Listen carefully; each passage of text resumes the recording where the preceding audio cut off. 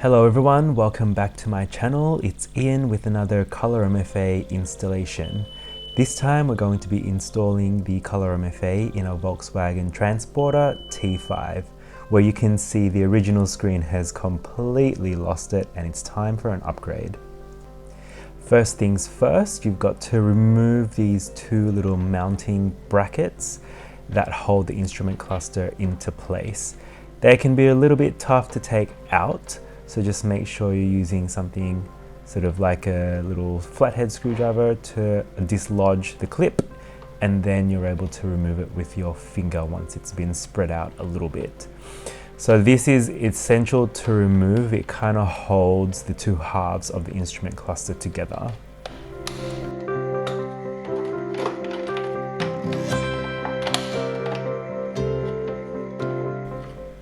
Once the two fasteners have been removed, it's time to get your little T10 Torx bit out and remove the two screws before you unclip the two sides of the housings apart.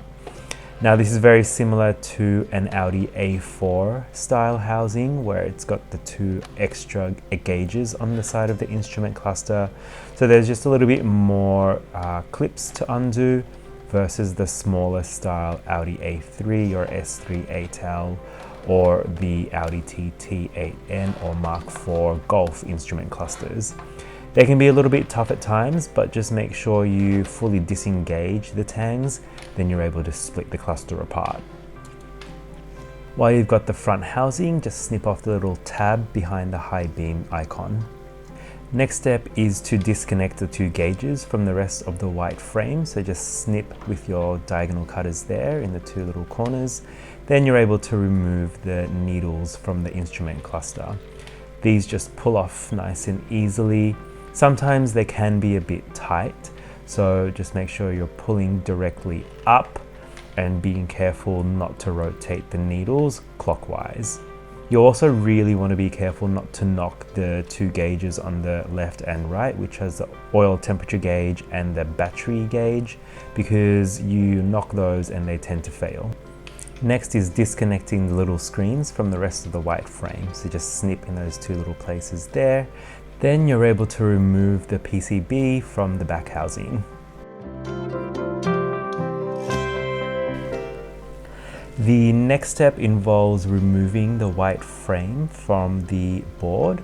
So there are just several points here where you'll need to push through some white locking tabs before you're able to then lift the board, lift the frame out from the board, and you have to make sure you squeeze the rear of one of the control dials in order to lift the frame out. While that frame's removed, there's some plastic that needs to be taken off from the central piece that you can see there that I'm pointing to. That's the LED, that's where the LED for the high beam would be. Then on the back housing, there's also a little piece that you need to cut off. The next step is removal of the original screen, and I find this is easiest done with a heat gun, as you can see here.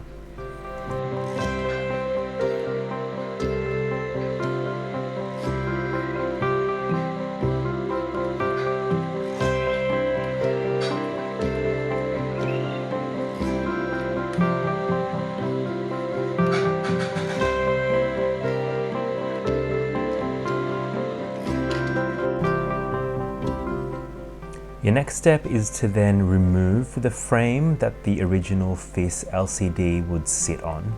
There are two posts here that are soldered on, so a soldering iron just left on those posts for a little bit, and with some downward pressure it really helps to melt the solder and then push the post through.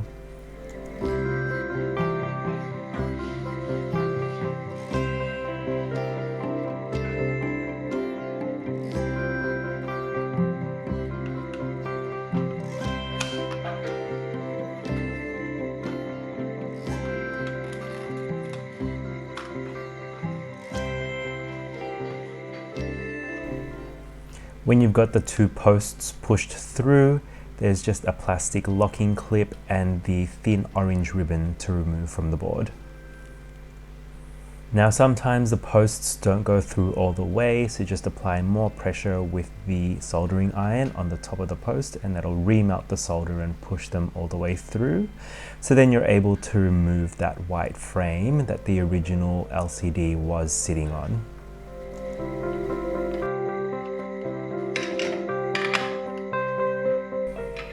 Finally, to completely remove that little orange ribbon, you'll see two little contact points where you'll be able to remelt the solder and remove that ribbon.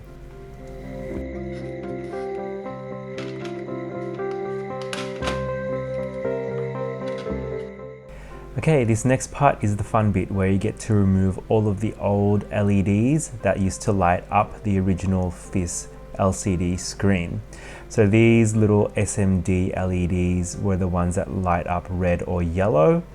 And you can see that the way I do it is lift up one side of the LED, then go ahead and lift up the other side while holding the unit with tweezers, and that can get them off quite easily.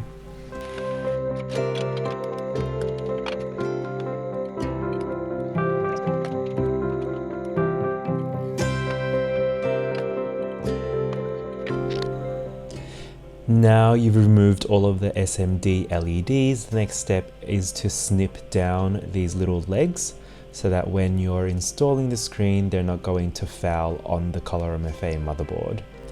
Next, you want to pay attention to the connection on the right-hand side of the board, where you need your blade to cut the 3 traces. Now the pin numbers that we're isolating are pin numbers 23, 24, and 25. Make sure your blade's nice and sharp so that you can get nice clean cut lines. And I'm just bringing the board nice and close here for you so you can see how I've isolated those 3 pins. Alright everyone, if you've made it this far, well done. You're well past the halfway point now, and that's all the board preparation done. This next bit is aligning the ColorMFA board onto the instrument cluster board and then sticking it down so that you can then start working on doing your soldering. So using the installation guide, which I'll link down below in the description, go ahead and poke through the wires from the front of the instrument cluster face so that they're sticking out in the back of the unit.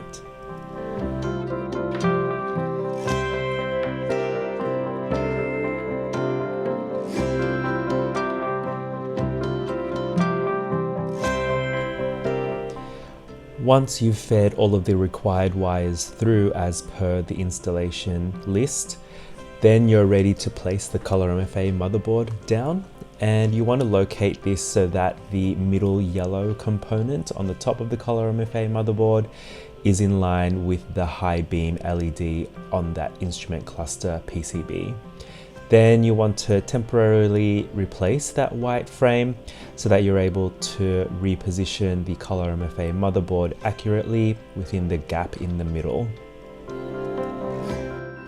Once you're happy with the placement, it's time to get out your multimeter to start identifying which wires go where and how long to cut all of your wiring lengths.